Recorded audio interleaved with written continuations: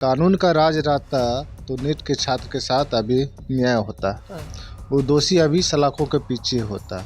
सरकार को तो कहीं न कहीं अपना क्रियाकलाप को उसको शर्म आनी चाहिए, जबकि सबसे गरीबी राज हमारे बिहार है। और ये मामला जो है ना, ये नीट के छात्र के नहीं, ऐसा कोई दिन नहीं है कि बिहार में कोई ऐसा घटना नहीं घटती है। सरकार बोलती है कि कानून का राज, हमको तो नहीं लगता है। ये तो यहाँ दबंगई का राज है। अररिया ब्लॉक में 3 का 3 परिवार सुसाइड कर लिए कर्ज के चलते, और इतना कम समय 12 मिनट में बजट पेश होता है बिहार का। हम लोग को चाहिए अभी बिहार में उद्योग धंधा लगना चाहिए। कई ऑफर आए हम लोग के पास, ऑफर आए हैं, कई ऑफर आए, मगर हम लोग जहाँ है बहुत मजबूती से हम नेताजी को आश्वस्त करवाए कि हम आपके साथ खड़े हैं। नमस्कार, द इंडिया टॉप देख रहे हैं, मैं हूँ अखंड ज्योति। देखिए, बिहार विधान मंडल का बजट सत्र चल रहा है। लगातार एक के बाद एक अलग अलग चीजें देखने को मिल रही है, और इन सब के बीच हमारे साथ बातचीत करने के लिए इस वक्त फारबिसगंज विधानसभा क्षेत्र से चुनाव जीत कर आए कांग्रेस के मनोज विश्वास है। सबसे पहले स्वागत है सर। सबसे पहले आप तमाम मीडिया साथी को आपको बहुत बहुत धन्यवाद। कैसे देखते हैं, इन दिनों सबसे अधिक बिहार में बवाल मचा है नीट छात्रा मामले को लेकर, कैसे देख रहे हैं? सीबीआई जांच के लिए भेज दिया गया। सबसे पहले तो बिहार में जो प्रशासन और जो सरकार बोलती है कि कानून का राज, हमको तो नहीं लगता है। ये तो यहाँ दबंगई का राज है। कानून का राज रहता तो नीट के छात्र के साथ अभी न्याय होता।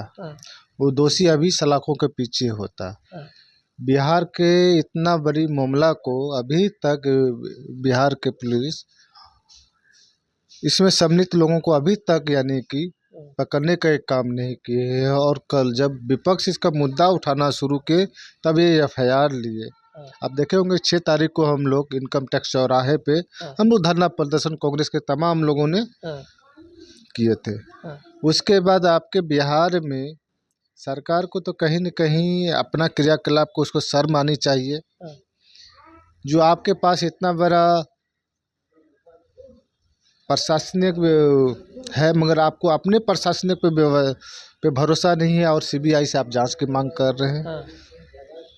और ये मामला जो है ना, ये नीट के छात्र के नहीं, ऐसा कोई दिन नहीं है कि बिहार में कोई ऐसा घटना नहीं घटती है।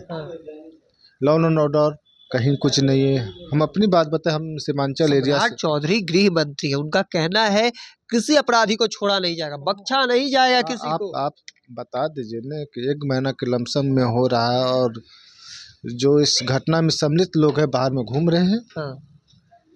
कई तरह के वीडियो आया, उसमें कहाँ उस पर कहाँ कोई कानून कार्रवाई की गई। यहाँ से ये साबित हो रहा है, लोगों को विश्वास अब उठ रहा है कि हम लोग जो गलती करने वाले आदमी हैं उसको सरकार उसको संरक्षण दे रही है। अभी तो यही साबित हो रही है ना।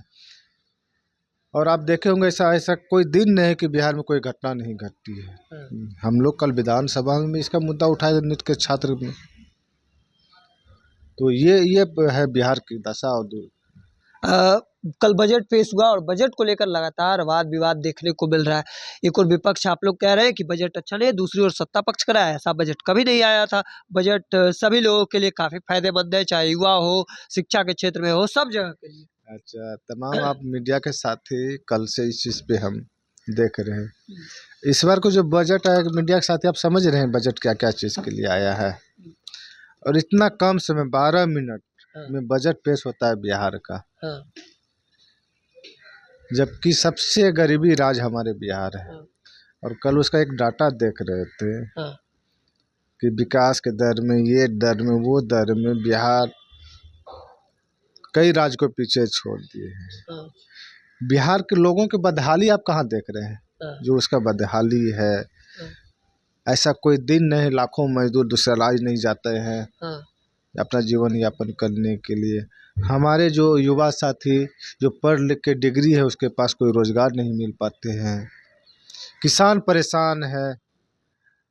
आपको हम बता देते हैं कि सीमांचल एरिया से आते हैं। ऐसा कोई दिन नहीं है कि 5 से 10 हज़ार लोग दूसरा राज्य नहीं रोजगार करने के लिए जाते। तो ये है, उस पर आपको काम करना चाहिए, युवाओं पे काम करने चाहिए, शिक्षा पे काम करने चाहिए। इन्हीं चीज़ों पर तो है बजट।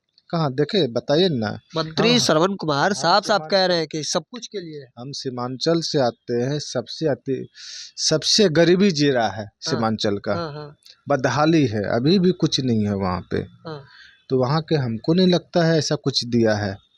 हम लोग को चाहिए अभी बिहार में हाँ उद्योग धंधा लगना चाहिए। हाँ जो किसान जो आत्महत्या कर रहे हैं उस पर काम होनी चाहिए।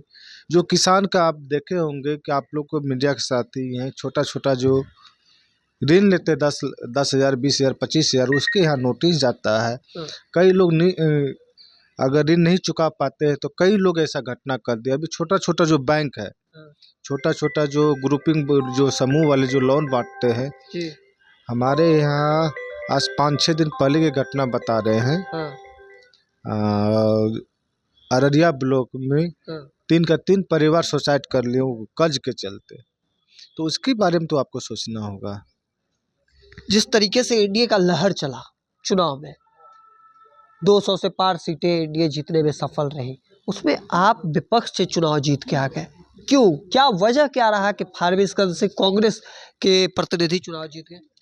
देखिए, हम फारबिसगंज विधानसभा के तमाम जनता मालिकों को धन्यवाद देते हैं। वो विकास पे वोट किए हैं। हाँ और हमारे यहाँ लोग पहली बार जागरूक हुआ है। हाँ मुद्दा से हट के विकास की बात बोलते थे। आप लोग गए होंगे, आप देखे होंगे कि वहाँ पे लोग का कई तरह का मुद्दा है। हाँ हमारे शहर का जो फारबिसगंज सीमांचल का सबसे महत्वपूर्ण जगह है फारबिसगंज। हाँ तो कई तरह की समस्या है, उस समस्या में हम काम भी कर रहे हैं। तो ये कई तरह के मुद्दा थी लोगों की।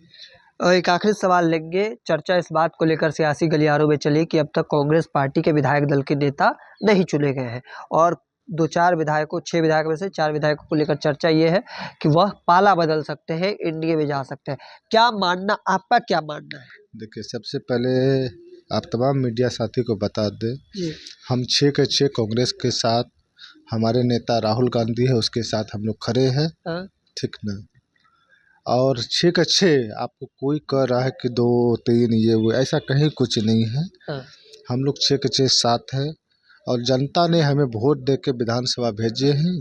और विपक्ष में रह के मजबूती से जनता के हित का सवाल हम लोग उठाते हैं। ऑफर मिलता है तभी भी नहीं। आप कल आपको हम कई ऑफर आए, हम लोग के पास ऑफर आए हैं, कई ऑफर आए हैं, मगर हम लोग जहाँ है बहुत मजबूती से हम नेताजी को आश्वस्त करवाए कि हम आपके साथ खड़े हैं। जब बुरा दिन में आप मेरे साथ खड़े थे तो अच्छे दिन ऐसा थोड़ी है कि हम लोग कहीं चले जाएंगे। और मजबूती के साथ आप देखे होंगे कि हम जिस समाज से आते, पिछड़ा समाज से आते हैं। कल विधानसभा में मेरा पहला क्वेश्चन था, पूरा बिहार के नौजवान के लिए पहला सवाल था कि पिछड़ा समाज के लोग, तो उस पर हम कल पहला सवाल किए हैं।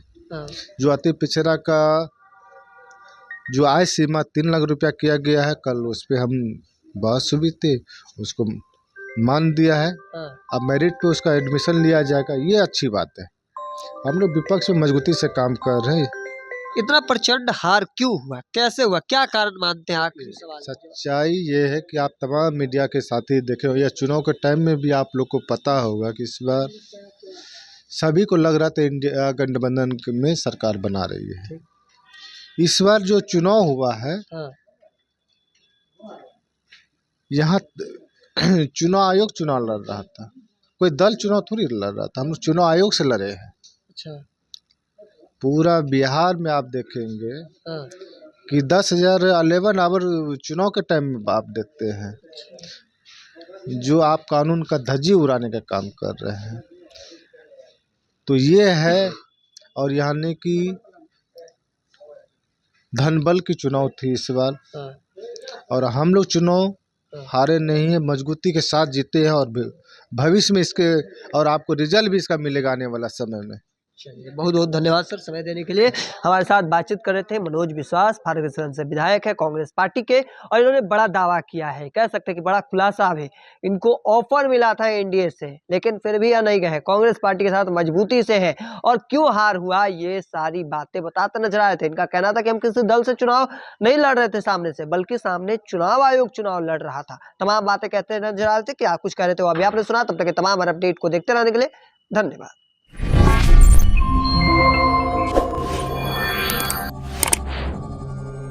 हैं।